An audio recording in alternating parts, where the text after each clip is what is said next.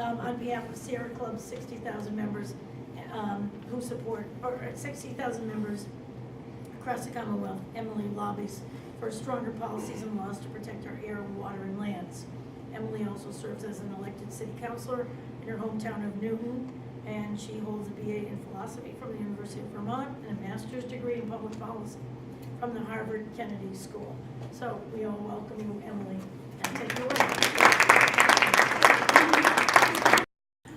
Well, first, just want to thank the Friends of Belle so much, and Barbara for inviting me here and organizing this. Also, shout out to the Mothers Out Front gals. Sierra Club works very closely with Mothers Out Front, and I cannot say enough good things about Mothers Out Front and the fear that they are striking into the hearts of National Grid and many others who should have fear struck in their hearts.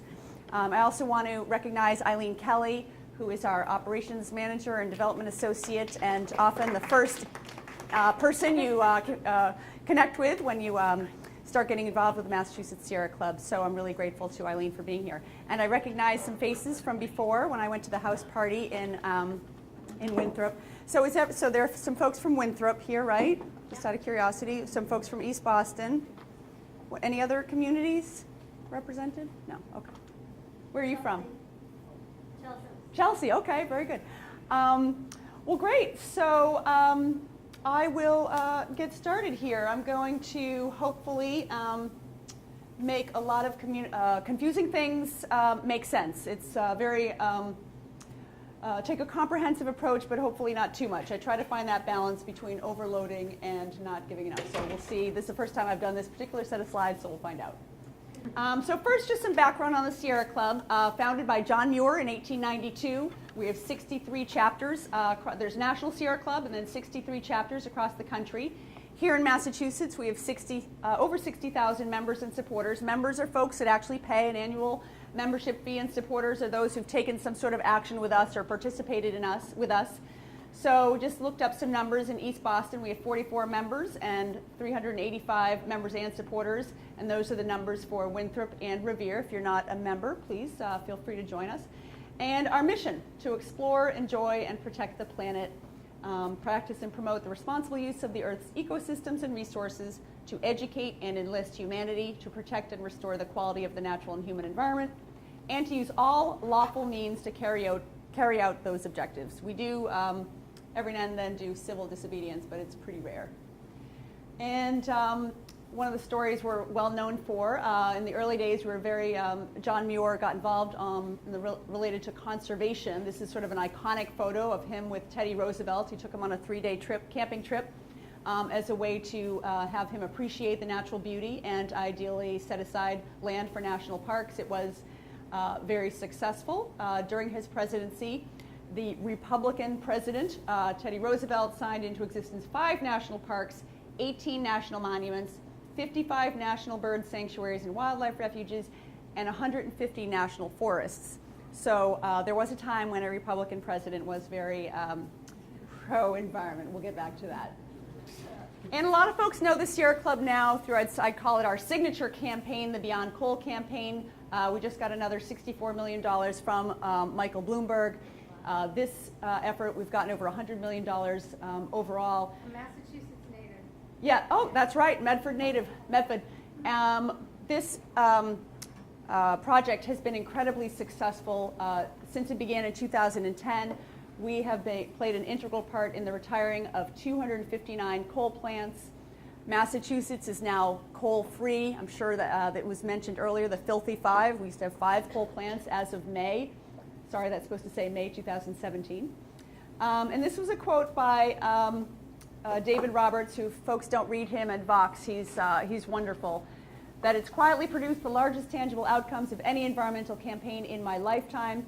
One key to its success has been that it took not only Bloomberg's money, but also some of his relentless business discipline, working methodically from a comprehensive spreadsheet of plants, each plant with its own description, its own identified weaknesses, and its own timeline for retirement.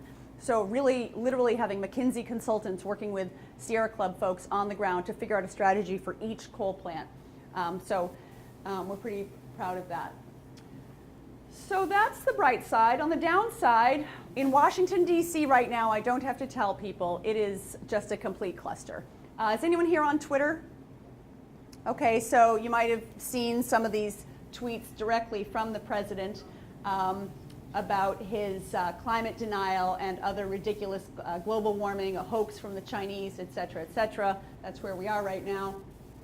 And in terms of some things that he's done, some of the things he's trying to do, he's pretty incompetent at, which is great. Unfortunately, when it comes to environmental destruction and a pro-pollution policy, his administration is being pretty effective. So we have a climate denier in Scott Pruitt as an EPA administrator. He had, as the Oklahoma Attorney General, had sued the EPA 14 times. Andrew Wheeler, the number 2 now at EPA, was a former coal lobbyist, literally. Nancy Beck was formerly with the lobbyist with the American Chemistry Council. Of course, she's now running the Office of Chemical Safety and Pollution Prevention.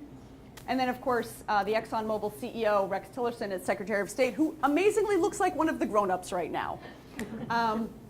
Ryan Zinke doesn't have to do with the environment so much, but the fact that a 2-person company from his hometown was granted the $300 million contract to restore power to Puerto Rico just shows the level of ethics in these people. Wants to have offshore drilling off of Cape Cod. At one point had canceled all the meetings of the Cape Cod National Seashore Advisory Commission established in 1961 that had never happened before. They have restored them. But he's got plans, for areas off of Massachusetts that we consider, the beautiful, beautiful parts of Massachusetts. Just a little more downer news for you. These are 25 rules that have been overturned, including one making it easier to, that's why I have the photo, I'm a big animal lover, to go in and kill baby wolves and bear cubs in their dens, but all kinds of rules, whether it's Excel, protections of marine mammals. We had banned plastic bags in the national parks, plastic bottles in national parks. They've reversed that. It's really just a horror show. Then there's an additional 19 rollbacks that are in progress, including reducing the size of our brand new marine national monument off of our own coastline, the Northeast Canyons and Seamounts, and numerous other ones. And then 8 rollbacks that are in limbo. Our amazing Attorney General here in Massachusetts has been suing the Trump administration left and right. But, efficiency standards for federal buildings. I used to do a lot of consulting work for Energy Star, the US EPA Energy Star program, the blue label on appliances and computers. This was like the untouchable apple pie and motherhood of environmental programs because it's all voluntary, it saves money. The fact that they're going after Energy Star, well, I guess if they go after baby bears, they would go after Energy Star, but it's really incredible. So they might be denying this, but the truth is, and I know this crowd knows this, this is the historical record of carbon dioxide. There you can see where it is in 1950. Here's where we are now, over 400, and there have literally never been human beings on the planet with carbon dioxide at the levels that they are in our atmosphere. And we're putting billions of tons more into the atmosphere every single year. We are basically living in a huge chemistry experiment. And this is the average global temperature from 1880 to 2013. It is going in one direction and is going to keep going in that direction because we have not turned this around. We have not turned around what we need to, which is getting our economy and our society off of fossil fuels and onto clean energy. I will get to the sort of more positive part of this. And this is not something that's far off in the future for our children and grandchildren. This is now. This is Harvey. There's Irma. There's Maria. And even closer to home, we just got out of a 2-year. Say it again. Yes. Oh, I know. We're in a very vulnerable area right here. We just got out of a 2-year drought, the worst drought the Massachusetts had seen since the 1960s. I love this headline from the Boston Globe last March. Preparing for a shrinking Boston, resilience should be goal, resistance is futile. Depending on carbon emissions, Boston may get up to 7 feet of sea level rise by 2100. And that can seem like a far way off, but I did some basic math. As you heard, I was a philosophy major, but I can do this level of math. I won't be around, and maybe my children wouldn't be around, but my grandchildren would be middle-aged. So, and that's true for all of us, right? We're not even foisting this horrible future onto strangers. We're foisting it onto people that we know or will know and will love very much. And then the Northeast, our part of the country, is going to warm disproportionately more than other parts of the country. Climate change will hit New England hard. This was from August 2017 in the Boston Globe. This was a op-ed by the CEO of Boston Medical Center and Partners Healthcare, that Boston is the 4th most climate vulnerable city in the US, the 8th most vulnerable worldwide in property risk. We could have a $30 billion economic loss if a hurricane such as Sandy were to come ashore during high tide. We were very lucky last time. It did not come during high tide. This is Marty Walsh just a few weeks ago. If we got hit with a storm like this, if Harvey hit Boston Harbor, we are wiped out as a city.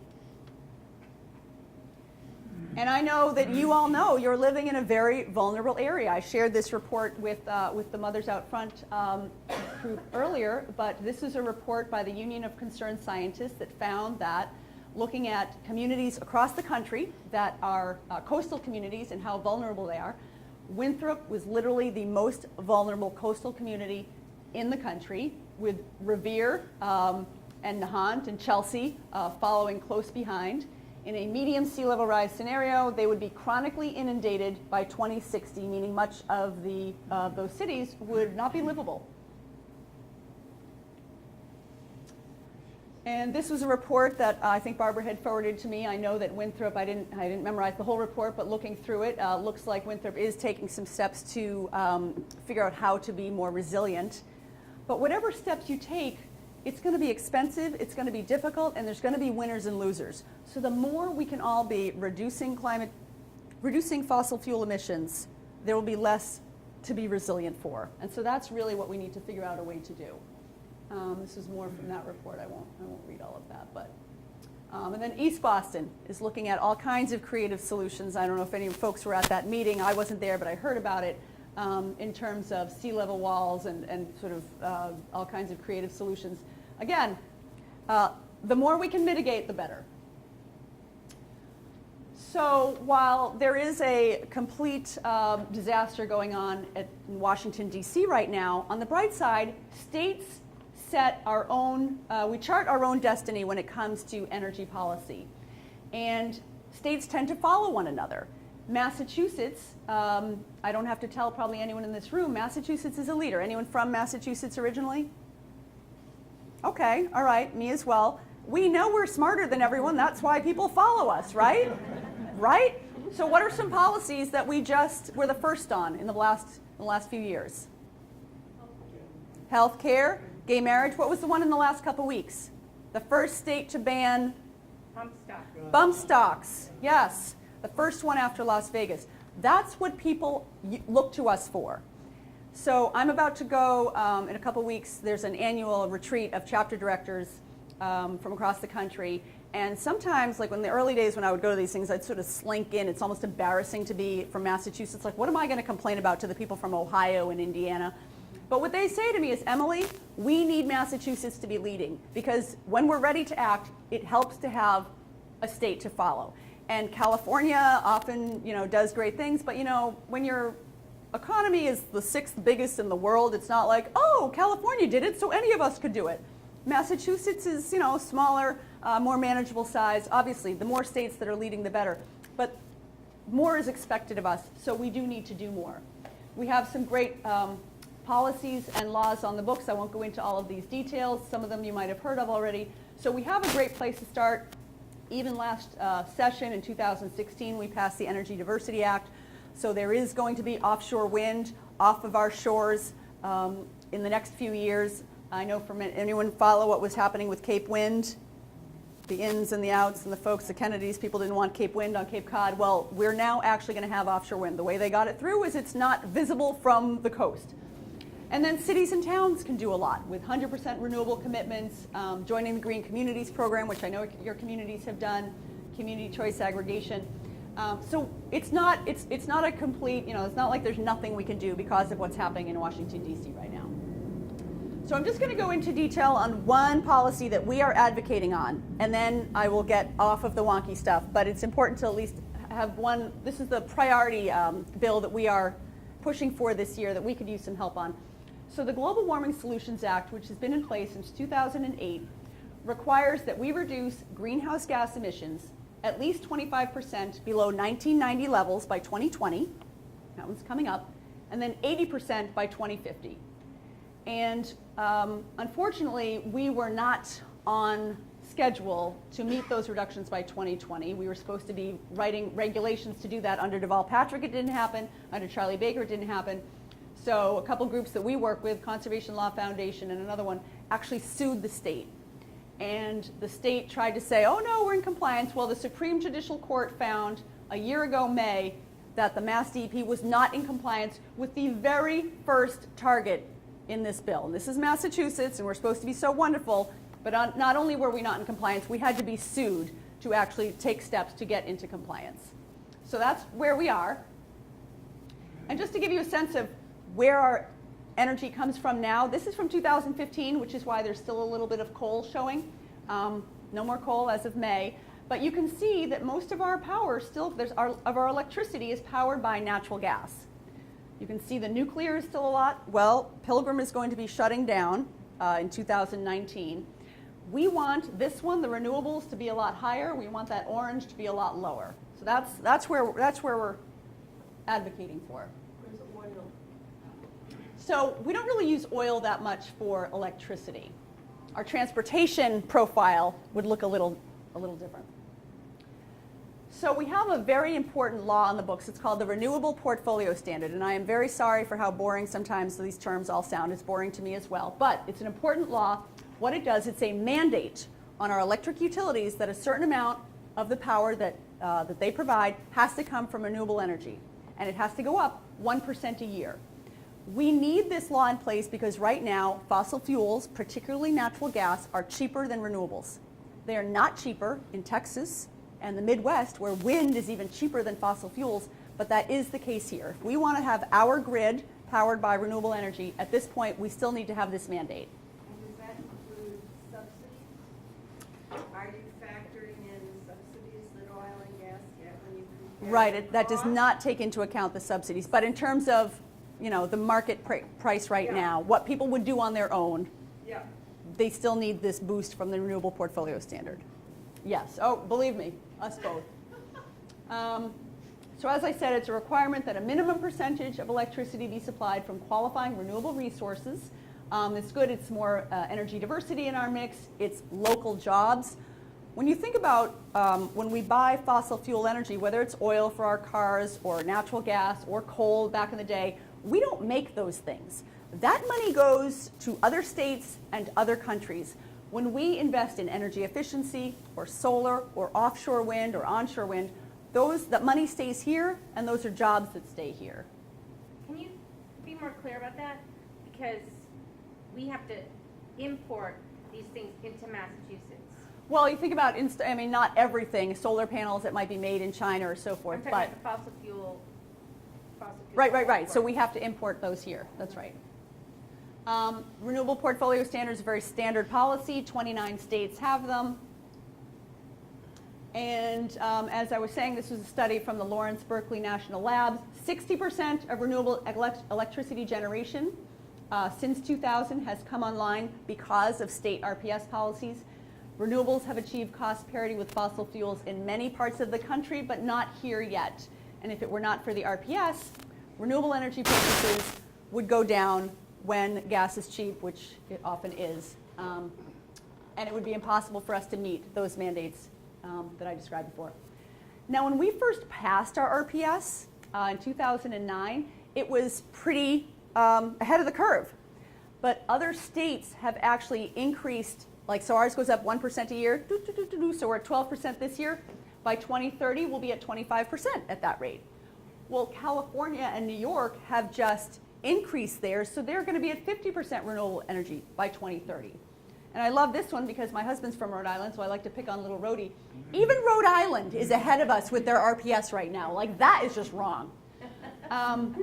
So we have fallen behind, and that is one of the bills that we are strongly advocating for with your reps and reps across the state, is to boost that so that it goes up 2% or even 3% a year instead. So we, and I won't go into the details of this, but we helped commission a study to look at what would happen with 3 different scenarios: leaving the base case, leaving the RPS alone, increasing it to 2%, while Connecticut goes up to 1.5% because it's a regional market, energy market, or if we went up to 3% here in Mass with 1.5% in Connecticut. We get the most job benefits, we get the best wholesale electricity price benefits, the most diversity in our energy sources, and so that is what we are advocating for, and we're sharing this report with representatives. And people don't really realize this. There are more jobs in clean energy in Massachusetts alone than in coal in the entire country. You would never know that by listening to our president. But that is the case. Over 100,000 people, over 15,000 just in solar, over 100,000 in clean energy overall. Okay, so you got a basic understanding of these laws, got a basic understanding that states can really act and can lead. But how do you get from here to there? I can tell by looking at this crowd, you remember this video, right? I won't sing it, but I could. So the first thing to understand, and particularly when someone as busy as the speaker, but any of them, they're super, super busy. It's not that they're not taking action because they're stupid or they're lazy or anything like that. They are super, super busy. And so when you think about your target audience, this is not how you approach really any elected official. Even me as a city councilor in Newton, you do not want to do this. And I've had people do it. In fact, I'm thinking very lovingly of my Sierra Club volunteers, but we do have a lot of retired engineers and lawyers. They would love it if someone approached them like this. That is not your legislator. They're just too busy and they're not going to take it in. So you don't want to give someone a 40-page paper with 20 pages of footnotes. And the thought experiment that I suggest people use is that just pretend you were sent into a party and you were given a dare. You were assigned someone across the room and you have 120 seconds to impart some information to them, 2 minutes. And they're then going to be tested on that information 24 hours later. So would you verbal diarrhea all over them? Would you show them all these reports? No, you wouldn't do that. You might be personable. You might tell a story, a personal story, make that emotional connection. You might have some visuals, maybe a few bullet points, but not a lot of words, right? Because they're going to be tested 24 hours later. And I told this story once, or this experiment in front of Senator Mike Barrett, who folks may know because he's such a leader on carbon pricing. And he was like, just what she said, and then you might have to repeat it a few times. So and it's not like he can't understand these things, but they're just super busy. And the other thing to keep in mind is that our legislature is not a democracy.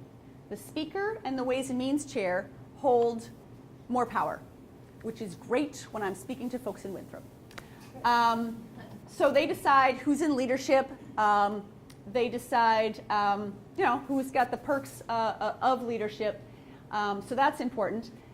Another thing to keep in mind is that as a city councilor, I am subject to the open meeting law. Does anyone here serve on any local commissions where you have to abide by the open meeting law? You can't talk about things that aren't on the agenda. Your agendas have to be posted 48 hours in advance. The state legislature has exempted themselves from the open meeting law. So I can see why they would want to do this. It's sometimes inconvenient. Like, I can't even send a group email to more than a quorum of city councilors in Newton. But in this case, it does make it harder for a member of the public to know what they're talking about, why they voted a certain way, why something didn't come up for a vote, in a way that you don't really have that issue at the local level. And then lastly, the Center for Public Integrity a couple of years ago gave Massachusetts a D+ in their state integrity investigation. And I'll just show some examples of some grades that we got. There are quite a few areas where we're really not exhibiting best practices when it comes to disclosure of information. So that doesn't really match, I think, for a lot of people, our impression of ourselves as, city on a hill and all that. But all this means is it's important for you to understand these things when you're going to advocate to your elected officials that there are some built-in obstacles. And one of the things that's important to keep in mind about having a leadership position is it actually comes with a lot more pay. So the governor determines the base pay of the legislator, but the legislature determines what stipends go along with leadership positions, and also they can create new leadership positions. So the point here is no judgment about the situation, but it just means that when you are advocating to your legislator, my legislator is a committee chair, and maybe you're asking them to do something that the leadership doesn't want. Kind of see where I'm going. It's a little more awkward, at least. And it means that it's even more important for that legislator to feel like, whoa, my constituents really want whatever it is that they're advocating for. And this is just an example. This is actually from the legislation. I pulled this directly from the bill that lays out all of the leadership positions. So there's a lot of leadership in the House, which I guess is a good thing, and the Senate. And it's when you are in leadership, you are expected to go along. I think that's probably understandable.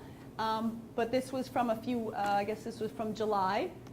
Representative Holmes was questioning what was going to happen with the shakeup with the Ways and Means chair retiring, and he ended up not having a leadership post after that.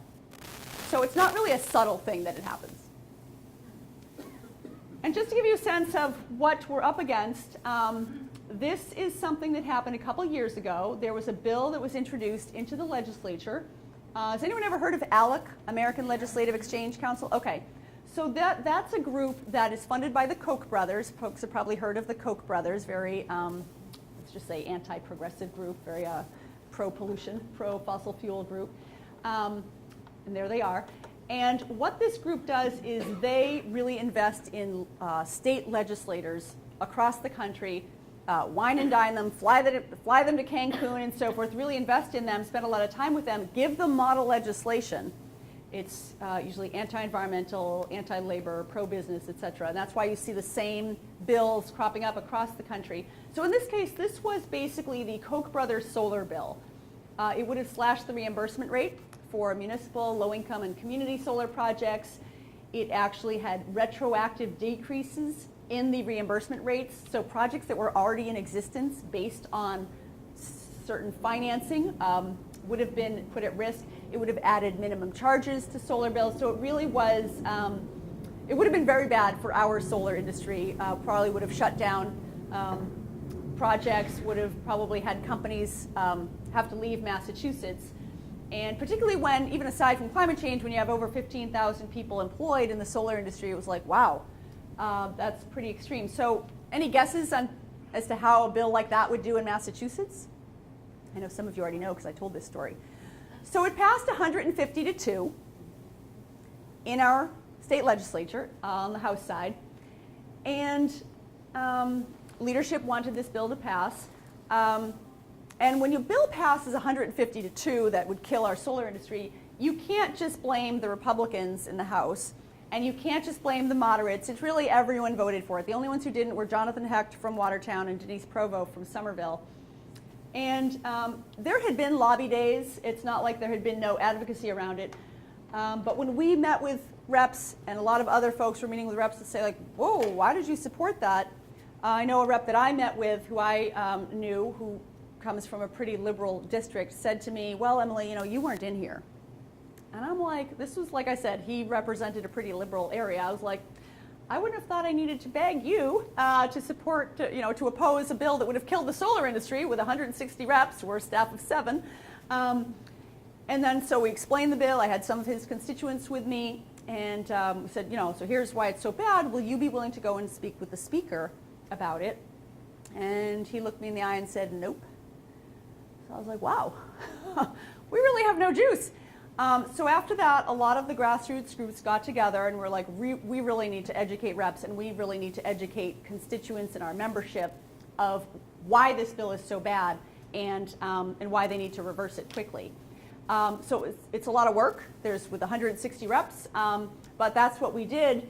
And as a result of it, a letter went out from 7 reps to their colleagues, and they ended up getting 97 colleagues to sign on to it. And they sent this letter out just to give you a sense of how extraordinary it was that this happened. When I was a few days after the letter went out meeting on the Senate side with a staffer on a completely different bill. Before we could even get started, he was like, "Did you see what happened with that solar letter? I've never seen anything like that."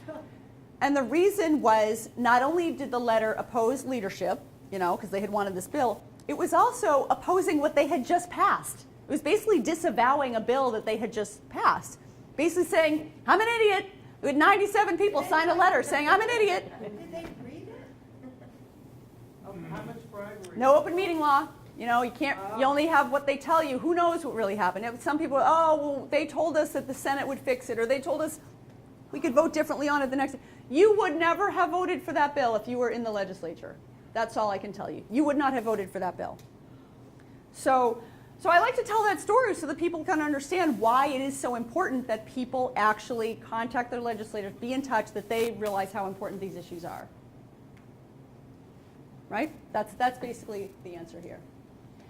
And so here's just examples of what we did. Here's me with my little Sierra Club sticker. This is Randy Hunt, who's a Republican state rep from Sandwich. We were in his living room. That's with Garrett Bradley and Hingham. It's Dining really, room. right? This is dining room. Yeah, that was his dining room. Yep, and that was in Hingham. That wasn't anyone's dining room. And actually, he retired pretty soon after that meeting, so I don't know if that was due to us.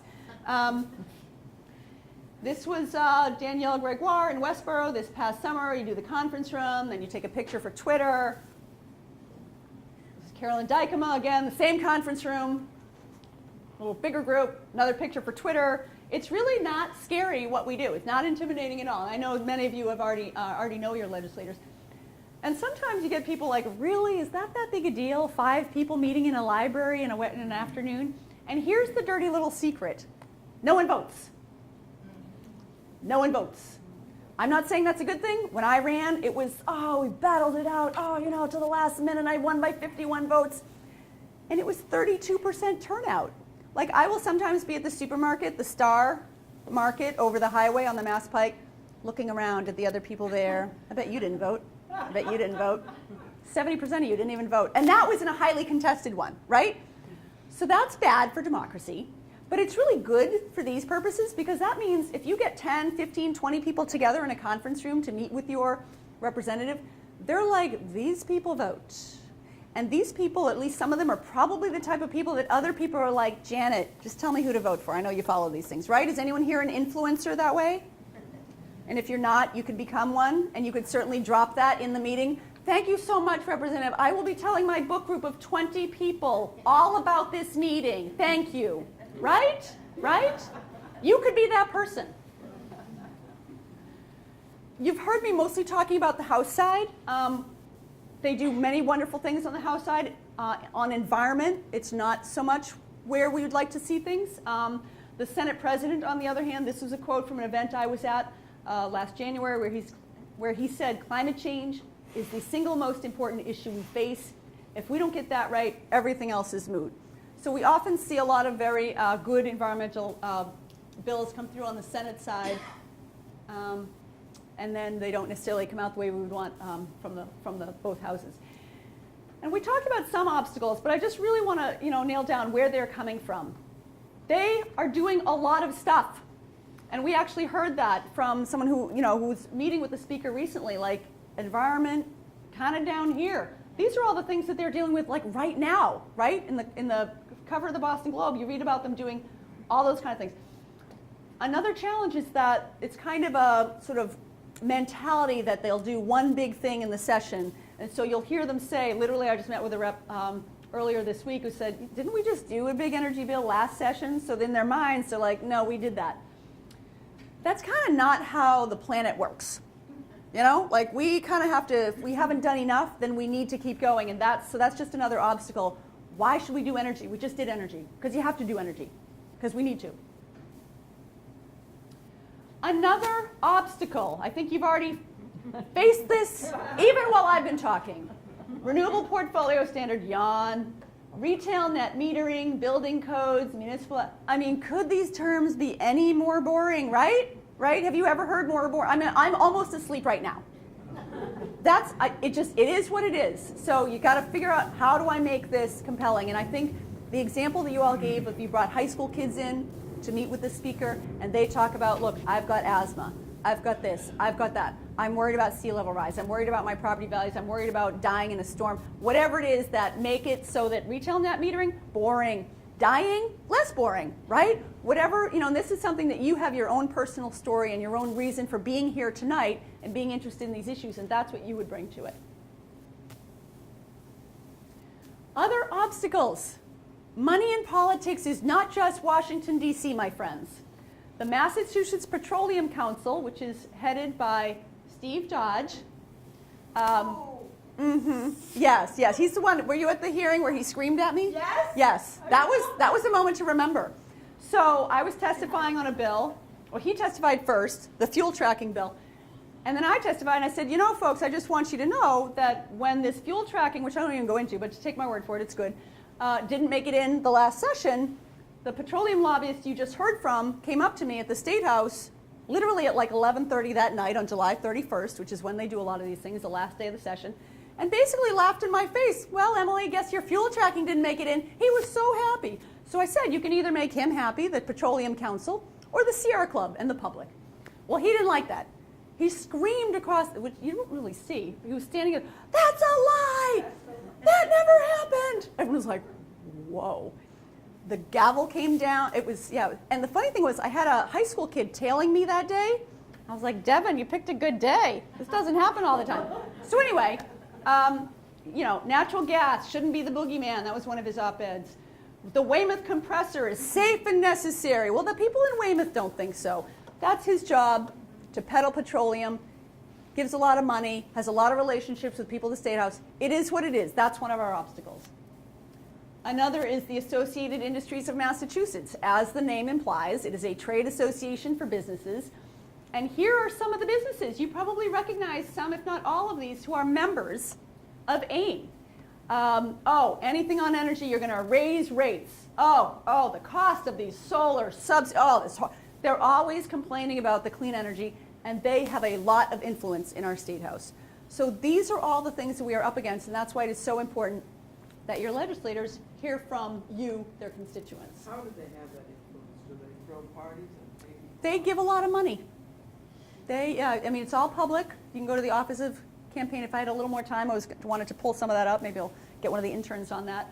They give a lot of money. They also have thousands and thousands of employees. Yep. And their families. Yep. It's not just boogeyman out there, it's a substantial number of people. Yeah, I don't think that those are the ones weighing in so much, though. I mean, solar has 15,000. It's like on the other side, there's a lot of people as well. It's really, I think, the relationships that they have with the legislators directly and the money. It's even as a local elected official myself, when someone gives me a campaign contribution, I have a warm, fuzzy feeling for them. I just do. It's just the way of the world. Do you know what I mean?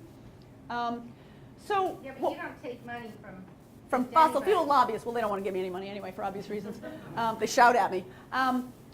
So this is where we are. And I love this photo. This gal, it was at an event. She came to the Women's March, and then she came to the EPA rally that we did for Region 1 EPA in support of our Region 1 EPA. And she was like, Emily, my husband said I need to get outside my comfort zone. She'd never been to a rally before all of this. And for me, I love that story because that is what it takes. For those who've been sitting at home, not going to a conference room in Westboro to meet with their rep or doing this, people are stepping up and doing different things. We saw on Tuesday all the women stepping up to run for office, all the young people coming out voting. We need to do things differently if we want to get a different result. And when you think about it, what we're asking is really not that big a deal. How many here have children? Grandchildren? Nieces? Nephews? Kids you babysat for? Anything? We all have little people in our lives that we care about, right? So I love to think about the things that I've done, I'm sure that we've all done, to keep our babies safe. So boiling the pacifier when it falls on the floor, at least for child number 1. Yeah. Number 3, it's like, yeah, you're good.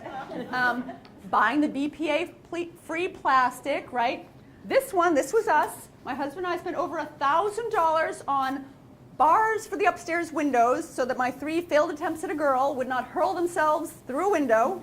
I'd be like, I went through too much trouble for you to kill yourself. But we'll do anything, right? It's not even a question of what you will do for the children in your life or your loved ones that you care so much about. It's what won't you do? Like, really, you won't go to a rally to save your child?